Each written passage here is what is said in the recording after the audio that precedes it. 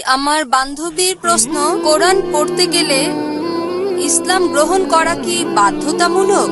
ইসলাম গ্রহণ না করে কি পবিত্র কোরআন পড়া যাবে? বোন খুব সুন্দর প্রশ্ন করেছেন যে পবিত্র কোরআন পড়তে গেলে ইসলাম গ্রহণ করা কি বাধ্যতামূলক বা ইসলাম গ্রহণ না করে কোরআন পড়া যাবে কিনা। আমি আমার লেকচারও বলেছি যে কোরআন নাজিল হয়েছে পুরো মানব জাতির দিক নির্দেশনা হিসেবে।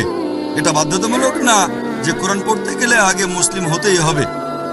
তবে ইনশাআল্লাহ যদি কোরআন পড়েন মন খোলা রেখে আর নিরপেক্ষভাবে মুক্ত চিন্তা নিয়ে ইনশাআল্লাহ কোরআন পড়ার পরে ইনশাআল্লাহ ইসলাম গ্রহণ করবেন। আর এই কারণে ইউসুফ ইসলাম একটা সাক্ষাৎকারে বলেছিলেন, এটা ভালো হয়েছে যে আমি কোরআন পড়েছিলাম মুসলিমদের দেখার আগে। তিনি পবিত্র কোরআন পড়ে ইসলাম গ্রহণ করেন। কোরআন পড়ার আগে মুসলিমদের দেখলে হয়তো ইসলাম গ্রহণ তিনি করতেন না। তাহলে কোরআন হচ্ছে সবচেয়ে সেরা দৃষ্টান্ত।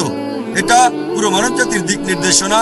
আর আপনার বান্ধবী অবশ্যই পবিত্র কোরআনের অনুবাদ পড়তে পারেন যে ভাষায় তিনি সবচেয়ে ভালো বোঝেন সে ভাষাটা।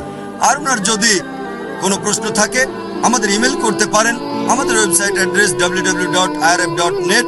আশা করি উত্তরটা পেয়েছেন।